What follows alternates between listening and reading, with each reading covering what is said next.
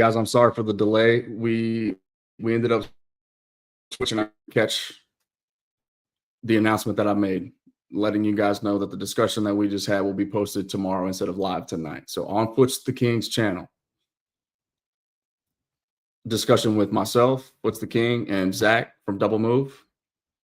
You will not want to miss that one. Okay, that's actually why I'm live right now, running it back again, because we just went for about 45 minutes, and the discussion was so below the surface. By the way, see, look, I'm so excited I forgot about the intro. I'm Lando from the Lando Show, by the way,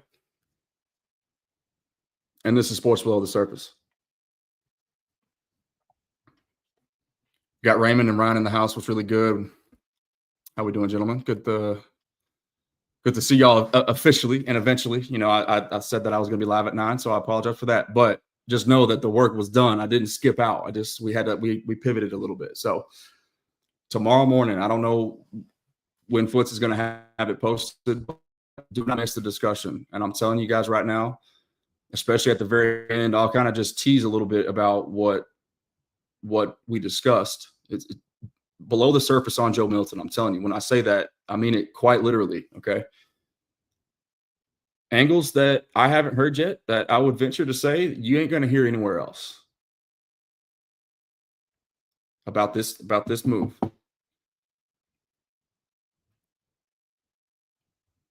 I want to lead Matt's Vlogs and WWE guy in the house. What's up? Thanks for being here, guys. Appreciate y'all. Salam too. Don't forget to hit the like button for me, boys, just in case. I know it's late. I know we're all tired. I know we all had a long work week so far. Tomorrow's Friday, so thanks for spending your evening with me. I need to get some sleep myself too. Talk Your Talk Media's in the house too. Put the fire emojis in the chat. Thank y'all for being here. Appreciate it. So Joe Milton, guys. Let me put you know what? Y'all give me 30 seconds and put this thumbnail up in here so people actually know what we're doing. Screw it. I'll do it at the end. We're not going to be in here too long. So, Ryan's on the East Coast too. Sheesh, man, you better get some sleep too. It's I've been playing catch up all week from my post-vacation slump. You know, it's traveling with a 5-hour time difference to Hawaii with 2 babies. It was eventful to say the least. So I've been playing catch up, working OT myself all week, and here we are yet again. So big fan of the move, guys. Just I want tomorrow's discussion. You'll hear exactly how I feel tomorrow when you listen to Foots or to the video on Foots' channel, and then I'll obviously be pulling some clips and stuff like that. So you'll see it on my stuff too, just as a reminder to go and watch the full video. But there's 2 specific angles that I want to tease tonight. One that Foots brought up and one that I brought up. I've been just kind of waiting for the right moment to write about it and talk about it. We'll start with Foots, just out of respect for him and him having me on his channel tonight. So thank you again to Foots. You guys know who Foots is. Okay, I'm following in his footsteps, pun intended.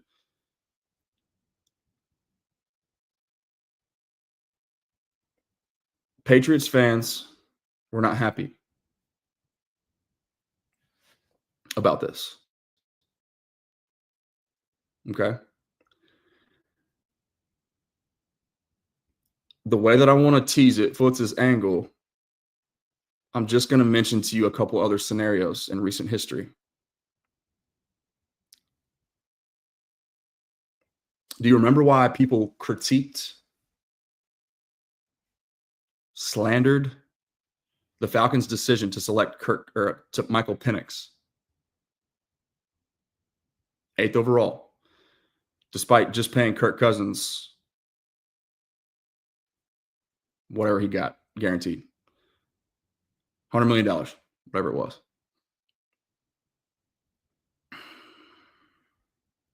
Ryan, so we have a little bit of context there. Ryan says, no, they were not, meaning they, as in Patriots fans, were not happy. He says he's talked to some of them at work tonight.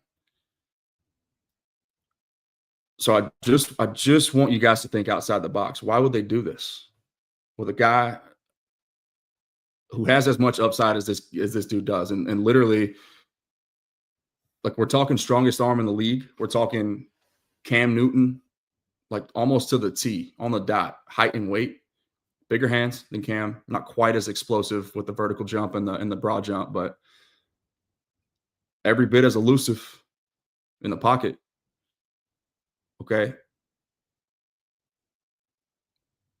Shown quite a bit of growth, as it was just brought to my attention from Zach from DoubleMove. I haven't hop onto the film from the preseason and from week 18. Joe Milton's NFL reps to this point in his career. Okay. Remember, Joe Milton looked better, like, like the best quarterback, but that was Drake May's first reps. So I'm not sitting here saying that Joe Milton's better than Drake May. What I'm saying, and to Foots' point, why Patriots fans are mad and why they were so quick to pull the trigger on moving him. Why not let that cake bake a little bit? It's only year one into his rookie contract, so he got 3 more years of control, basically free. I think he only got to pay him like $3.25 million or something over the rest of the life of his contract. So what I'm getting at is, because Foots brought this to my attention, he brought up this point. He was the first one I heard say it, because that's just how bright he is. And that's just how fantastic that discussion was. I can't say it enough how much I want you guys to go and watch that video tomorrow on Foots' channel.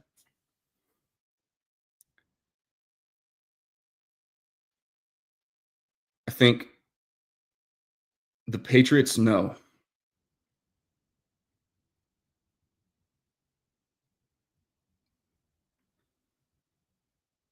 that the growth that they saw, even in 1 year of a sample size, from a guy who was as unpolished as they come, immense ceiling, even more so than Trey Lance, which was astronomical in his own right, but every bit as unpolished. But the growth, the ability to layer throws, his, like, you see him feeling pressure and then being able to elude the pressure from the pocket. That's a skill that you can't really teach. You can't coach. Those are instincts. That's reps. That's a guy that played college football for 6 years, who's 25 years old now. Maturity in that position is the most important trait, right? It's what's between the ears at the quarterback position, right? Why did people hate on the Kirk Cousins, Michael Penix situation? Because you can't fool the players, the team, your locker room, right? If one guy's better than the other, but he's only not playing because of the capital invested, you can't fool the players. And so I'm not saying that was the case already. I think the Patriots may have sensed, and this was Foots' angle, but now that he says it, it makes a lot of sense. The Patriots may have sensed that a situation like a Kirk Cousins and RG3 situation was arising. That was his direct comparison, right? That, in other words, you don't want your 3rd overall draft pick, the face of your franchise, Drake May, looking over his shoulder, because a guy with as much of a ceiling as Joe Milton has is pushing him already.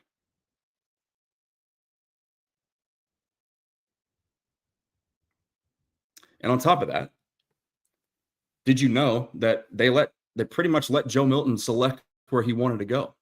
They had a few different offers that were comparable. They gave him the option. He wanted to be in Dallas. I went in depth on what that means too. So I'll spare that and I'll tease that for tomorrow.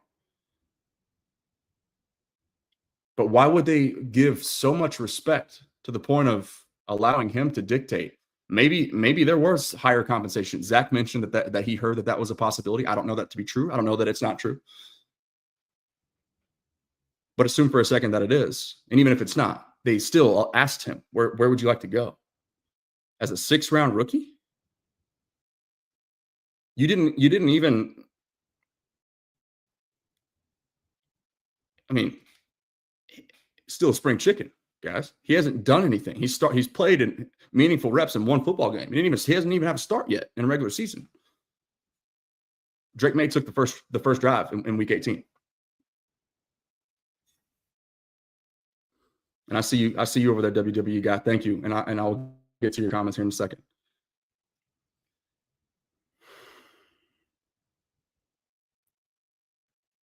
Joe Milton is not here to replace Dak Prescott. Let's be clear about that.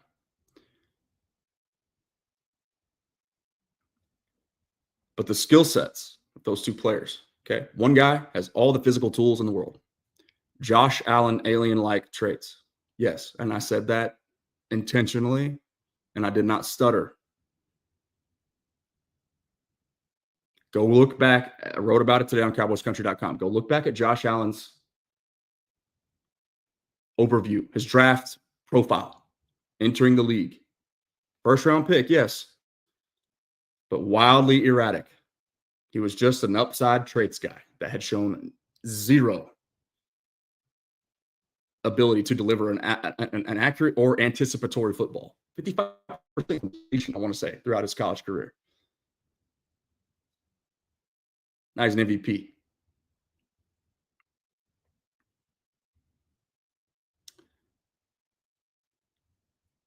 Joe Milton, let me say it again, is not here to replace Dak Prescott. The Cowboys needed a backup quarterback. They did not have one outside of Will Grier, who was not on the active roster last year.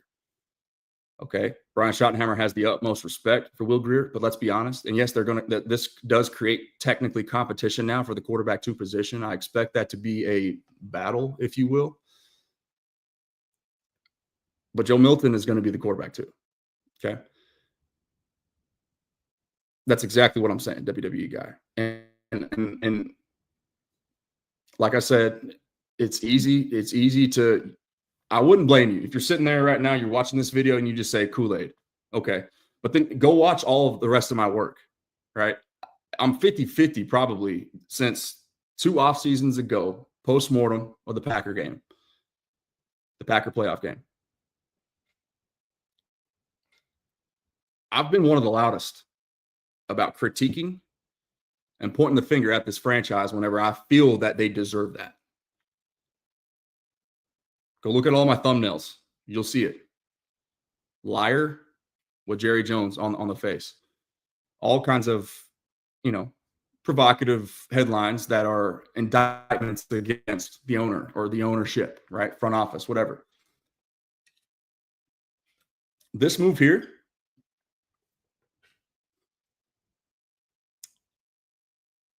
it is Trey Lance 2.0 as far as taking a risk-free shot at the most important position in all sports.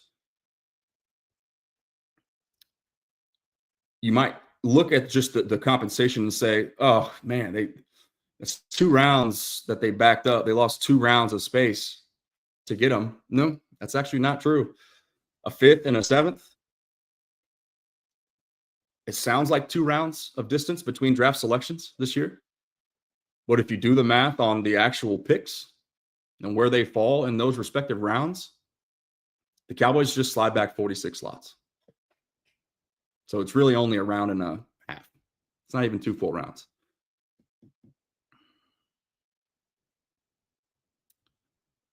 For alien-like, multi-generational. I know it's draft season, the term generational traits or athletes or talents or whatever. It's overused, and I get that. So forgive that word in particular. But believe me when I say it's not hyperbole that this guy is a multi-generational trait with his arm strength. Okay, but now I'm getting ready to go watch to confirm for myself. I told Zach I would do my own work and formulate my own opinion, but he says that he sees a very different player. But just, it's preseason, vanilla defenses. I get it. But then also week 18, right? Just with the ability to play on time within the structure of the system, and then also layer the football, not just have one pitch.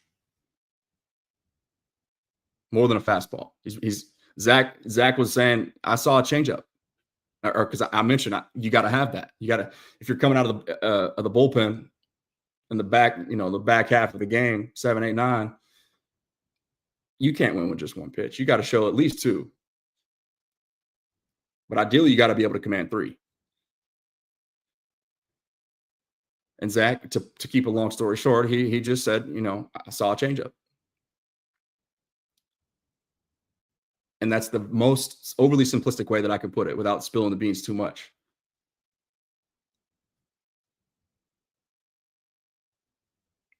The Patriots sensed something, guys.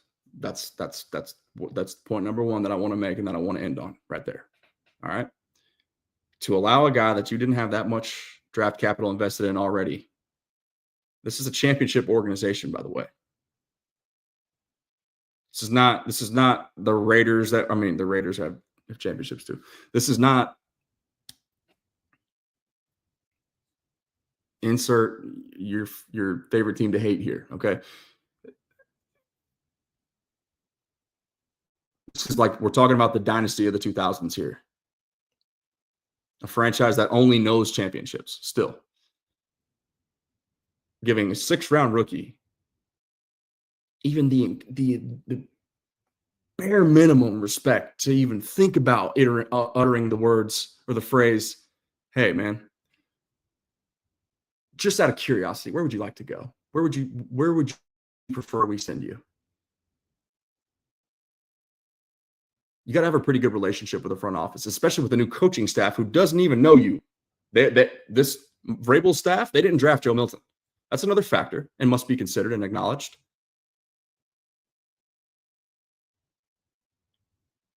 But to move off of it as quickly as they did, they ain't even reached rookie minicamp yet. Like we're talking about a guy who is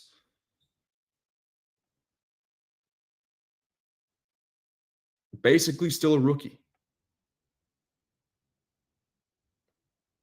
and has only shown improvement.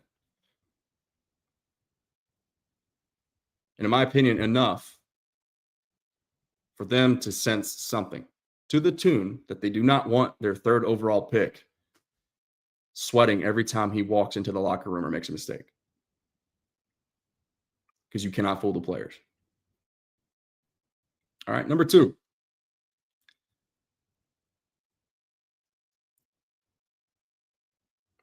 Matt's vlog says Lando deserves a podcast on HBO more than mine. Hey, man. I appreciate that. I just I got lots to learn and a lot of work to do. But just know that I'm working. And people like you keep me going. So thank you. Point number 2, and I'm going to get out of here. I'm going to go watch some Swing. It's 10:37. So try to watch an episode of Full Swing, season 3. Big golf guy, by the way. Thank you. I didn't even mention this at the top either. Once again, that's how excited I was. Get your WaggleOn.com. Waggle Golf. This is their Miracle Collection. It's a hockey reference, obviously. The Miracle on Ice, as you can see. But their founder is a hockey fan, and so he's always going to have hockey roots. It's always going to be in his blood. So that's what this is, just a tribute to the Miracle on Ice Team USA team. But they are the official sponsor, the official partner of the Lando Show, and I'm very grateful to be working alongside them. Use code HOSL10 for a 10% off discount, the best and fastest growing golf apparel in the game. And I believe as of now, it's 2025. So yes, as of now, they're in I want to say 800 targets across the United States. Locally here, I'm in Texas, North Central Texas. They do have a physical brick and mortar shop, a store in the South Lake Town Square Center. So you can find their stuff there, but just know that they have something for everyone and that you don't have to love golf to love Waggle. So thank you again. Get your WaggleOn.com. Point number 2, guys. And it's good this is why I was waiting to get to your point, WWE, about Dak. Once again, just to make myself clear, third time's the charm.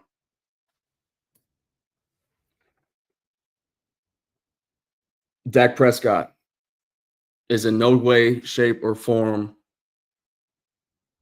threatened by Joe Milton.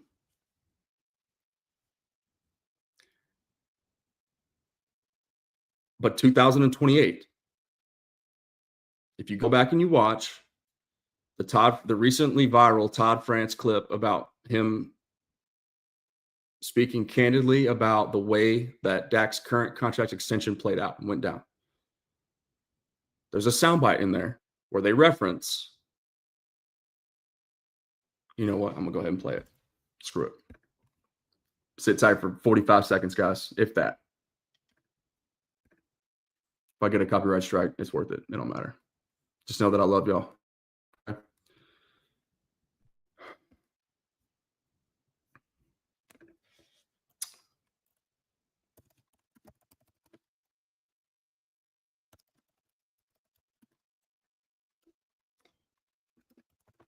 You guys know the video I'm talking about.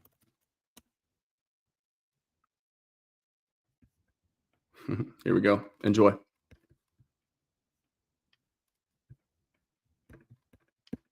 If you haven't heard this, you've been under a rock, but that's okay because this is the land worked out on the surgery piece and the recovery. And they were great with the everything. And the Cowboys were great. I believe Brandon Lurie with all you got to know is Todd France in the middle in the red. Okay, that's Dak's agent, and he's giving you guys the nuts and bolts. Okay, there's something very important, and I will reemphasize at the end the point that I made as a result of this. Just listen, bear with me. Great. I mean, they were great with the medical piece, and they were obviously very hands-on. That is their franchise, so they want to make sure that they were taking care of them. And ultimately, everything worked out on the surgery piece and the recovery. And he works hard and he's healthy, and so take us to the offseason. Yeah, so then we get to the offseason. Dak obviously worked incredibly hard to get healthy and get to the point where the Cowboys now realize this isn't going to be a setback for him at all. It was, an unfortunate thing that happened for that season, but he's got a long career ahead of him. And they reapproach us. They say, you know what, we're ready to finally nail this thing down. I remember their first proposal after the season was still a 5-year contract. And I remember what I did. And I think, and AJ, explain to him the choice. So like, just to the listeners, like he was franchised. That's a 1-year guaranteed contract for 30, whatever. That's over. So now he's about to be a free agent again. So the Cowboys' options are let him go to free agency, do a long-term deal, or they can use the franchise tag again. Okay. They actually have the right to use the franchise tag up to 3 times. But this was going into what they were going to use it a second time. And they told us as much. They said, our ability. I guess I didn't watch it closely enough the first time.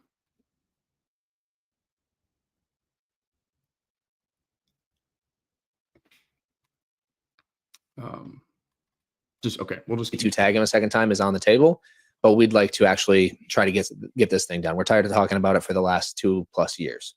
So they gave you a 5-year proposal. So again, a 5-year proposal came. It took about 30 seconds for Todd to retort. I picked up the phone. I called Steven, and I just like, are you like, is this what we're really doing again? And immediately, obviously, they backed off, and that issue became not an issue. I don't know who the guy left. And then it became that's what I was the contract itself. So in this case, it was one of those rare occasions where the team did. They were like, okay, yep, you're right. Like that is what held it up this whole time. So here's a 4-year deal. Still wasn't to the number we wanted, and it still went on for another 3-4 weeks before we got to a point where the day of the deadline for them to place the franchise tag on Dak is here. Yep. And so we're basically saying, you know what, like we can just walk away, put the tag on us, until they got to the contract that we finalized with them. And it was, eventually called the best contract for an NFL player of all time by Mike Florio of Pro Football Talk. Why did Mike say that? The entire structure of the deal, right? So the final deal ends up being a 4-year contract. It's an average of $40 million per year. It's front loaded. so that throughout the first year of the deal, he makes $75 million. Through 3 years of the deal, he's making 126. So an average of $42 million over the first 3. Included in the deal is a no trade clause. They can't trade him without his permission, which gives him a ton of leverage. They cannot put a franchise tag on him ever again. So we had that written in there that you will never put the franchise tag on Dak Prescott ever again. He had to play it out once, and now we are going to preempt you from ever doing that again. On top of that, are you about to say it? And so we got creative with the deadline being as close as it was when we were finalizing the deal, and we said, you know what? We want you to place the tag on him tomorrow, and then we'll agree to the deal an hour after you place the tag on him, because we want to be able to say that Dak Prescott has been tagged twice in his career, and the next time he's tagged in his career, it will be the 3rd time, which triggers a much larger and it's never been tag number. It's never been done in the history of the NFL. So it's essentially a lifelong no tag clause on top of layering it with a no tag clause in the actual deal. So like it made, to be clear, that like having him been tagged made no difference to this deal. But you guys are thinking maybe 6 years down, like maybe he does go to another team, and whatever happens, like he can never be franchised again. If he is at a 3rd number, which is obviously cost prohibitive and never been done. And not by the Cowboys, by all 32 teams. Anybody. Yeah. I mean, Right. So crazy, which is, I mean, the guarantee, the structure, you were, it was 100% me. Yeah. The guarantee, the structure, everything about it was a good deal and the right thing. And I think the part that we always talk about is the deal averaged 40, but 42 was over the first 3. And since you can't tag him, the reality was he was going to get a new deal after year 3 at 42 a year on a 4-year deal, as opposed to other quarterbacks that may have done 6-year deals or 10-year deals that obviously didn't pan out compared, side by side. There it is, guys. So right there, if you didn't catch that, okay, you're not hearing this anywhere else. So hopefully all 75,000 strong of my followers across all platforms are appreciating this. And I hope that I'm delivering it in a manner that's entertaining to you. And if that is the case, please do me a favor. All you got to do, the best way to help me out, is to hit that like button for me. Okay. Other means, obviously, your super chats. That function is available, but YouTube takes 30%. So that's up to you. And then I've always got my CashApp and my Venmo and stuff. If you want to support that way, to guarantee that 100% of your donation does go to me and not somebody else. That's one way to do that.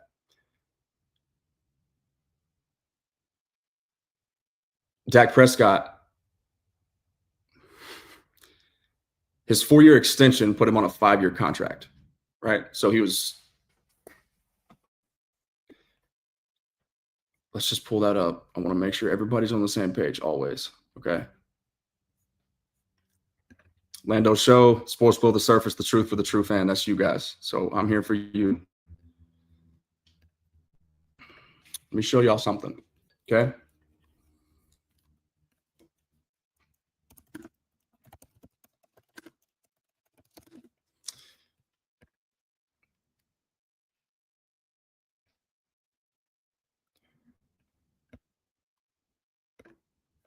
Right here.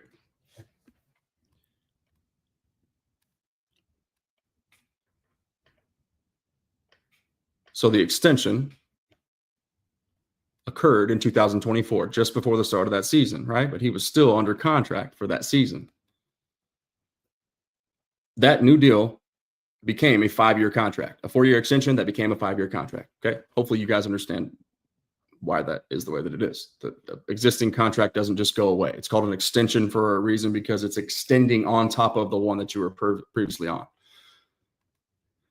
So all you have to know to understand where I'm going with this is that based on the way that it's structured, based on the Cowboys absolutely getting completely dog walked by the men that you just saw on that screen right there, Todd France and company, Dak's agency.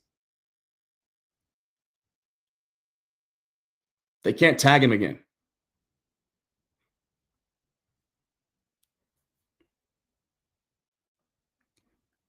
Because you can tag any player up to 3 times if you want to. The reason why most people believe that it's only 2 is because that's the only one that you've ever heard of, is because that's also the only thing that's ever happened. Nobody's ever been franchise tagged 3 times, because it costs almost 150% of the previous salary. So if you tag him once, let's just say the tag is worth $30 million. Okay. I don't know. I'm horrible at math, but just walk with me. The second tag is 120% of that 30 million. So whatever 120% is, somebody tell me real quick while I'm sitting here talking, put it in the chat if you can. 120% of 30 million. Okay. The third tag is 144% of whatever that number is, a 120 of 30 million. So cost prohibitive is the term that Todd France used in there. And that is exactly correct. Cost impossible. You're absolutely ballooning the market. Just, it doesn't happen. Okay. There's a reason why it's that difficult. It's that lopsided. It's because, that just gives the team way too much power if it's not structured that way as far as the price goes. So what I'm getting at on this list here, Marcus McFarland in the house. What's good, man? You missed a banger if you're just not getting here. I don't know when you showed up, so apologies for not paying attention if you commented earlier. But this is one of those ones where I hope that you hit the rewind button, and I hope that you enjoy every second of it because I've had some fun bringing it to you. But tomorrow, the reason why I'm live now is because I wanted to let everybody know that I didn't take the night off. Okay, myself, Foots the King, and Zach from DoubleMove, it was my favorite discussion, my favorite football discussion that I've had in a very long time, live especially, maybe ever on my channel. Okay, so I hope you guys enjoy it. It will be live on Foots' channel at Foots the King on YouTube and all platforms. I'm not sure what time. I'll get with him on that and make an announcement, hopefully. But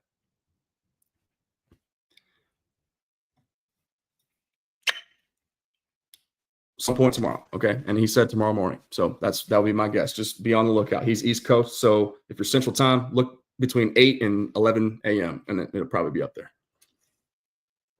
Please do listen. And if you're coming over to Foots' side of things, from my side of things, not that anybody should know me before they know Foots. He's well established in this realm of YouTube, of course, but let him know. Just to show him some love from my side and tell him that you, if you feel that way, tell him that you enjoyed the discussion as much as I did, because I had a blast doing it. So we'll be bringing more of those to you. But here's the thing, okay? Find the first orange box that you see on the screen. If you're driving, listening to this while you're driving, I'll take care of you too. Don't worry about it. Don't be distracted on the roads out there. Stay safe. But Dak Prescott will not, unless just something absolutely chaotic happens, right? He's not entering 2029 as an unrestricted free agent, right? They are going to start negotiating in 2027 for another contract extension. Dak will be 34 years old. Leading up to the 2028 season, just like they did last year before the week 1 against the Browns, right? About to enter the final year of his deal. That's when the player has all the leverage, and then he has the ability to literally just hold you under the table and take you out back and smack you. But it still ended up happening that way anyways. But guys, you try to avoid your top caliber players, especially at the most important position in all sports, to enter the last year of their deal because they get more expensive. Right? They will be negotiating again, either an extension or a trade of Dak Prescott come 2027. Remember, I did the work a couple weeks ago, or whenever the report about, I think it was last week and a half ago, when the Cleveland radio member, former beat writer of Cleveland, I can't remember his name, but he was saying that he is hearing from sources inside Cleveland's building that Dak is going to be traded. He's not tradable right now for a few different reasons. It's not happening, but just know that it's not happening. Okay. But the reasoning is partially, most likely, or mostly because of the way that his money is deferred into the future. The Cowboys would just eat way too $148 million of dead money, I believe, is the number that they would eat if they traded him right now. It's not happening.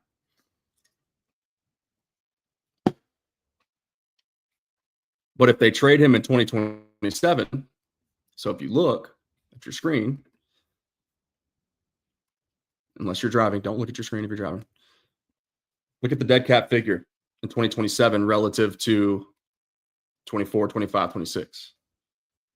Dead cap in 2024, almost $200 million. Okay. Speaks for itself. Same thing in 2025, $180 million. Speaks for itself. Not trading them. Same thing in 2026, $130 million still. Not trading them. Then you have a window. $55 million in dead money. Still devastating if you move on, but you could post June 1 them and split that up over a 2-year period. It becomes much more palatable. Possible. It becomes possible then.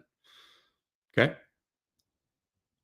And I'm doing way more than teasing what I said, but only because I didn't have time to go this in depth on that. So there's a reason why I wanted to get Foots done first, because we will discuss this more in depth on, maybe in the chat box or alongside Foots tomorrow. But for me, this is my point, so I wanted to take it a little bit deeper.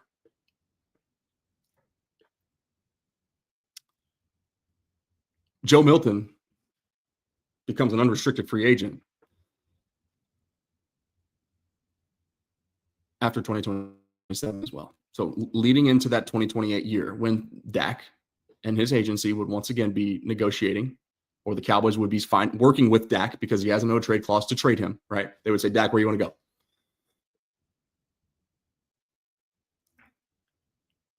That's happening in 2028. So this Joe Milton thing, yes, he is no threat to Dak Prescott for the 4th time on this video right now. But unforeseen circumstances occur, i.e. Tony Romo and Dak Prescott, i.e. Michael Penix Jr. and Kirk Cousins, i.e. Kirk Cousins and Robert Griffin III, i.e. maybe even Joe Milton and Drake May. Hold up.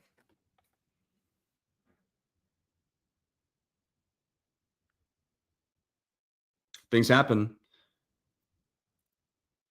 And if the Patriots truly felt the way that Foots and I both now agree that they felt about just wanting to avoid any potential circumstance of having your 3rd overall investment start feeling a little pressure because somebody's coming. Somebody's clawing in the lab, improving the way that Zach says that he saw improvement from his Tennessee days to his New England days. Working his way towards maximizing those alien, otherworld-like, multi-generational traits. Just size and arm strength. Escapability despite the size. Overall athleticism, guys, rare. Okay, I put a piece out. I mean, you just cowboyscountry.com, LandonHolifield. You'll see it. On the thumbnail, there's an alien, and I felt childish doing that in a cutthroat world of writing that I'm new to. A very professional world, like, spelling matters, punctuation matters. It's cutthroat, So, but I thought maybe Mike would say something, or I was wondering if he would mention, hey, let's maybe just remove the alien because it kind of looks a little silly. I can pull it up for you guys so you can see what I'm talking about. Right here. Hopefully y'all can see that. Top of the screen.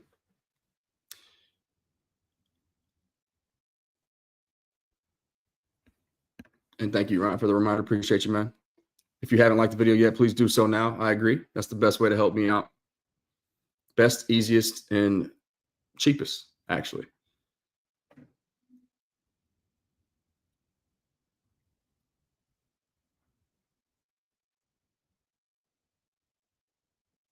if the Patriots sense something,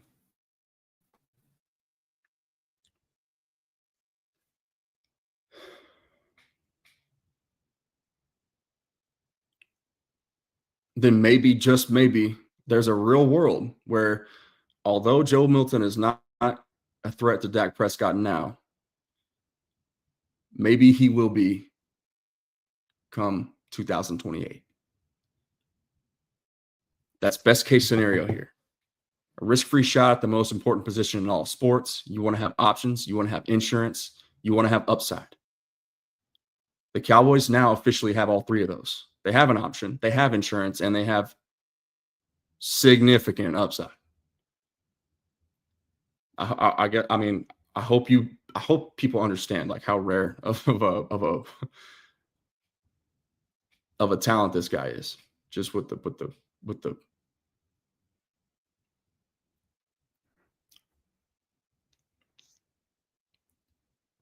way that he's built, man. I would say one of one, but Josh Allen does exist, so maybe he's one of two.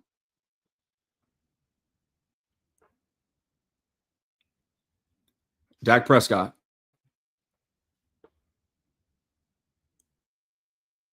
All the mental processing, the cerebral ability in the world.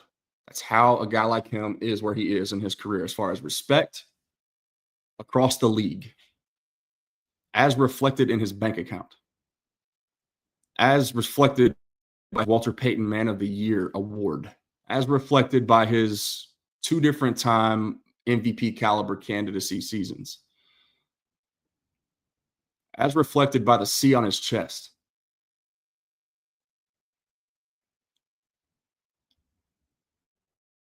Dak doesn't have what Joe Milton possesses physically. Physical traits get you to the league. Mental traits keep you there. Dak's mental traits kept him here. Okay? That's why Aaron Rodgers, who doesn't exactly have anything nice to say about anyone, right? He wouldn't go out of his way. He's very deliberate. Let's put it that way. When he speaks, he means it. He went out of his way to acknowledge the thinker, the mind, the quarterback brain that Dak Prescott is. Peyton Manning did the very same thing. And we're talking about 2 of the 3 most cerebral players in NFL history at that position. Tom Brady is obviously the 3rd. And that's just my list because that's my era. Okay. Forgive me if you disagree. But the reality is those are 3 of the probably top 6 undeniable quarterbacks of all time, regardless of how you feel about any of the 3. They're in the top 6. Surely. Almost surely. Aaron Rodgers is the only exception. Maybe not. But he's a legend. He's a Hall of Famer. He's a Super Bowl champion. He's an MVP 3 times.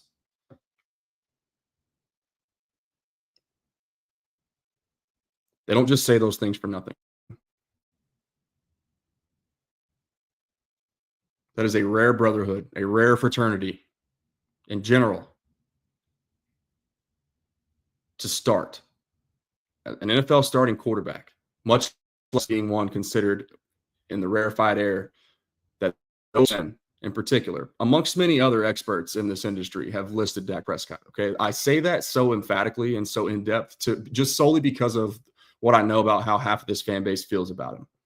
And I really don't care how you feel about him. I don't. But the point is, he's widely respected. He's highly compensated as he is for a reason. And it's not because of his arm strength. It's not because of how fast he is or what he does with his legs as a quarterback. It's the leadership, it's the character, and it's the process ability up here. Joe Milton, at least as of this stage of his career, is the exact opposite. His arm strength, his alien-like, Josh Allen-like arm strength is not going to keep him here. It's not going to win him football games. It's not going to make him the starter. It's not going to win him the QB2 job. Surely, if you're following me on this channel, you know well enough by now that it's way, well beyond any of that. This position. I try to just highlight as such with Dak Prescott. Okay. The point being, these two guys complement each other perfectly. What better way for a guy with all the traits and most of the unpolish, according to Zach, he's starting to get there. Okay. To sit back, no pressure for 2 more years minimum, because that's when really the Cowboys can start thinking about trading him.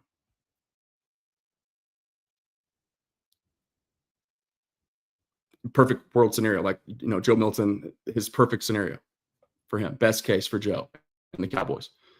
That's what we're referencing. This is a hypothetical. Please hear me when I say that. What better way for a guy like him? What better situation to be in than to learn from a guy like Dak,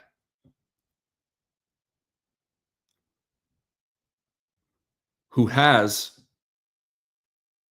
the very thing currently that Joe Milton needs before he can think about.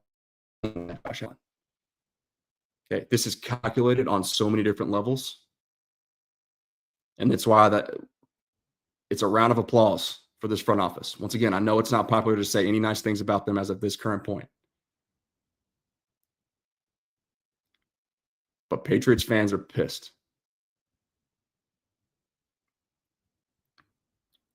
And they're pissed for a reason. All right. The contracts line up. The Cowboys have a long-term plan for this player.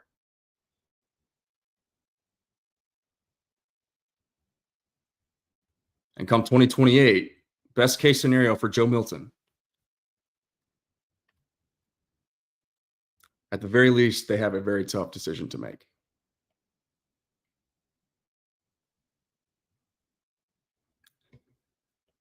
That's it. I got to get some sleep. I'm going to go try to catch one more episode of Full Swing before I nod off. Thank you guys so much.